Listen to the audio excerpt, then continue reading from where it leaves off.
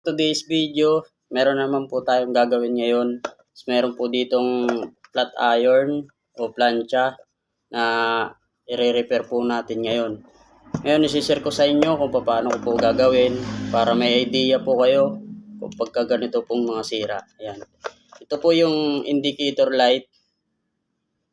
Yan, nasa loob. Yan. Dapat pag mag-setting ka po dito, pag mag-on ka po dito, ngayon iilaw dapat yan. Yan.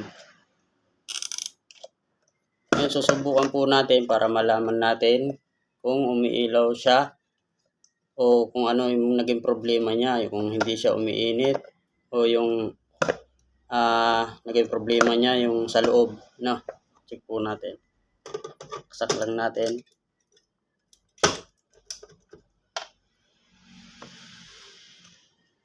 On po natin.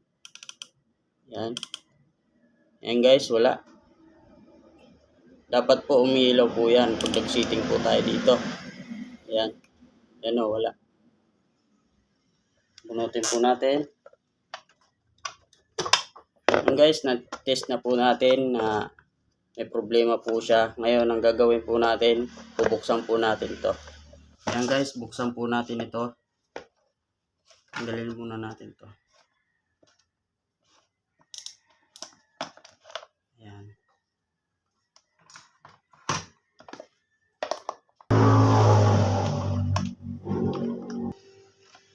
Yan guys, nabuksan na po natin. Ito lang po natin yan.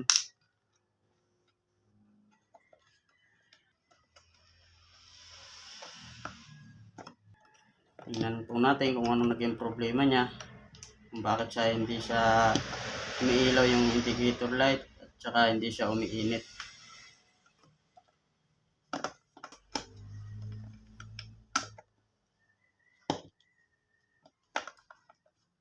Tanggalin po natin yung indicator light.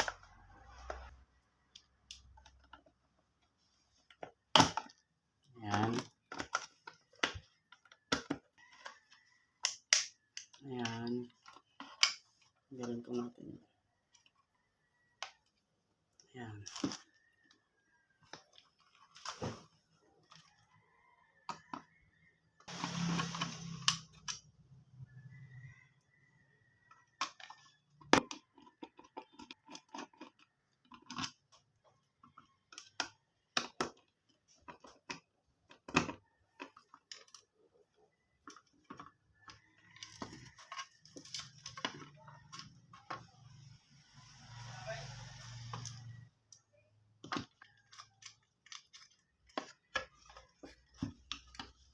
Ayan guys, pagbukas po ninyo ang cover niya, ito po yung makikita po ninyo sa loob. Hindi naman siya karamihan yung sa wirings niya, kaya hindi po kayo malilito. Ngayon, ang gagawin po natin, ito po ito po yung thermal fuse niya, galing po dito sa line to, pumasok po siya dito, papunta doon sa heating element o yung umiinit. Ito po siya, yan. Ito. May dalawa po siyang wire. Ito po yung heating element at saka ito yung thermal fuse. Ngayon po, ito naman po yung resistor. Yung simula dito sa may indicator niya, indicator light, mayroon po siyang resistor. Ayan, pansin po ninyo, ito po yung resistor niya. Ito nung maliit na to. Papunta dito sa heating element. O di kaya yung umiinit. Ayan. Ito naman po ito po, yung thermostat niya. Ito. Pansin niyo, ito po yung thermostat niya. Ayan. Ito yung heating element. Tapos ito po yung thermostat niya. Ito yung naman yung thermal fuse. Ito naman yung resistor, itong maliit. At ito naman po yung indicator light. Yan, ito. Kailangan pagsaksak niya yung plug, ito, Ngayon, magsisit ka dito. Pag sit mo, ngayon dapat iilaw po yan. Yan. Ngayon, natest natin kanina. Testing natin, sinaksak natin. Hindi naman po siya umilaw. Kaya hindi siya iinit. Walang supply na pumasok sa kanya. Ngayon, ititest po natin isa-isa. Gumamit lang po tayo ng tester para malaman po natin kung anong naging problema. Ito yung tester ko. Doon lang po tayo sa continuity o buzzer. Ayan, papansin po ninyo, tumutunog po siya. Ngayon, titest po natin yung thermal fuse nya. Kung okay po siya. Kailangan tumutunog po siya o nagbabaser lang.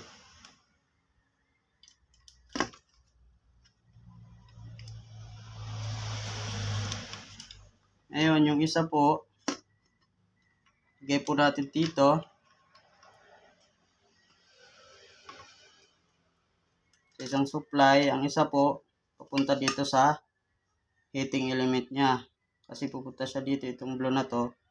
Ito po yung fuse niya, thermal fuse. Papunta po dito sa heating element o yung umiinit niya. Ngayon, test po natin, dapat tutunog po yan kung okay.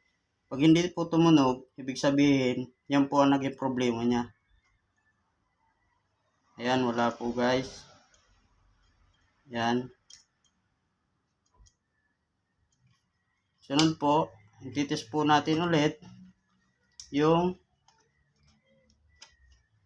heating element po niya. Ito po yan. Yan. Test po natin. Ayan. Tumutunog po yan. Yan. Mapapansin po ninyo, yung nakukuha po natin is 51.1. Yung resistance niya sa reading, sa tester natin. Ngayon po, ang iba pong flat iron na plancha, pag tumaas po ng 50 plus yan, 55, minsan kasi hindi na tumutunog po yan, pero okay pa yan. Ito okay pa yan. Yan, tumutunog naman po siya. O nagbabaser. Sunod po nating tester ulit. Tapos na po tayo dito sa heating element. Okay naman po siya. Ayan. Ngayon, ang susunod po natin, tester po. Para malaman po natin, itong thermostat niya. Ayan. Itong tatlo na to, ito. Itong dalawa na to, titest po natin yan. Ito, itong dalawang screw. Ngayon, pag naka-off po siya, kailangan po siya, hindi siya tumutunog o hindi po siya nagbabaser. Kasi pag nagbabaser po siya, ibig sabihin may shorted po yan, may problema po. Ngayon, naka-off po yan. Ngayon, itest po natin. Ayan, wala po. Ngayon, i-on po natin. Kailangan po tutunog po siya. Ayan. Pansin po ninyo, nagbabaser po siya. Ibig sabihin, goods po yun, good. Naka-off, kailangan hindi siya mag-basher. Ayan. Ayan. Ngayon, naging problema guys, ang nakita lang po natin. Ayan guys, okay na po. Nagpalit na po tayo ng thermal fuse. Ayan. Mapansin nyo ninyo, ito, kulay itim na po siya. Ayan. Nasurog na po siya. Ito po yung bago niya. Ngayon, ititest po natin para malaman natin kung anong pinagkaiba po niya. Para malaman po ninyo pag titest. Ayan, continuity po tayo. Test po natin yung luma niya, yung sira. Ayan, wala. Kailangan magbabasher po yan. Ayan. Dito po tayo sa bago. Ang pinalit po natin. Ayan. Nagbabasher po siya. Reverse po natin. Ayan. Yan po ang pinagkaiba niya guys. Natest naman po natin lahat. itong heating element, yung nagiinit niya, tsaka yung thermal fuse, yun lang nakita po natin. Tapos natest natin yung thermostat niya, okay naman po. Ngayon, balik lang po natin para malaman po natin kung okay na po siya. Ayan.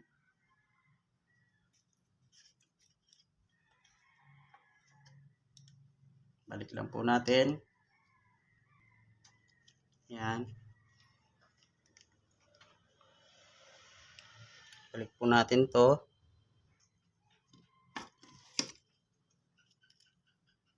Ayan. Po natin yung screw niya. Ayan guys, naibalik na po natin.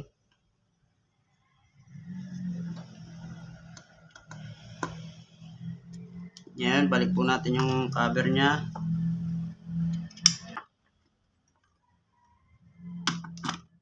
Natin mga screw niya para matry po natin kung okay na po siya. Natest naman po natin lahat. Ang naging problema lang po niya is yung thermal fuse.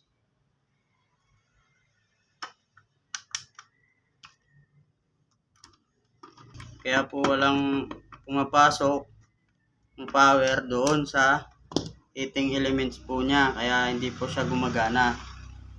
Hindi po siya umiinit, tapos hindi po umiilaw yung indicator light niya. Ito po yan. Kailangan pag mag-setting ka dito, automatic iilaw po yan. Ayan. Ito po natin. Ayan. Ngayon, sunod po natin itong cover niya. Ayan. Kuhan lang po natin.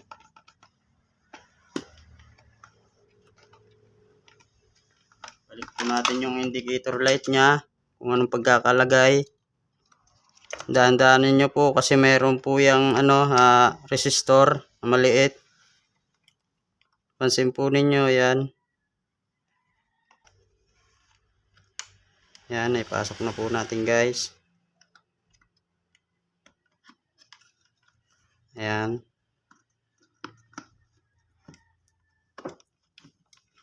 Ngayon, sunod po natin yung takip niya. Ayan. Ayan guys. Kayang-kaya nyo po. Sunod po natin.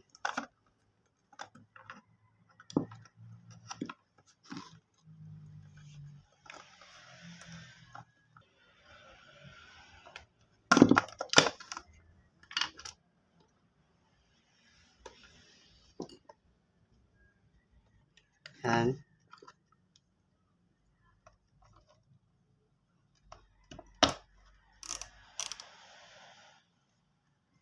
Ayan guys.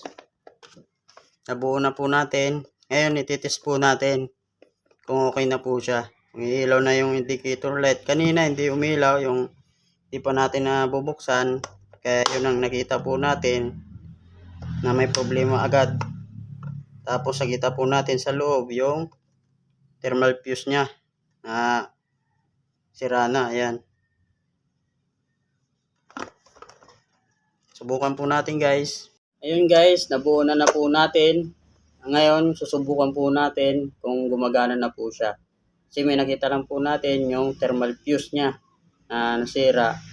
Na-test na po natin, hindi siya nagbabasher. Kailangan nagbabasher po siya. Para yung supply po, tatawid po doon sa sa heating element. Ayan. Ngayon, try po natin, saksak po natin. Ayan. Set po natin. Dapat iilaw po yan guys pag mag-set ka dito. Ayan. May nakalagay naman dito kung ano. Ayan guys. Pansin po ninyo. Umilaw po siya. Ayan. Ngayon, susubukan po natin kung umiinit na siya. Ayan, pansin nyo guys. Umuusok na. Init na. Ngayon, meron po ako dito tubig. anuan lang po natin ng konti para malaman po natin na okay na po siya. Para makita po ninyo. Ayan. Pansin po ninyo guys. Ayan. Okay na siya guys. I-off lang po natin. Ayan. Tanggalin po natin. Ayan guys. Okay na. Maraming salamat po sa panonood. Ay walang sawang pagsuporta po sa mga video ko. Maraming salamat po. Sana po may natutunan kayo itong video na to.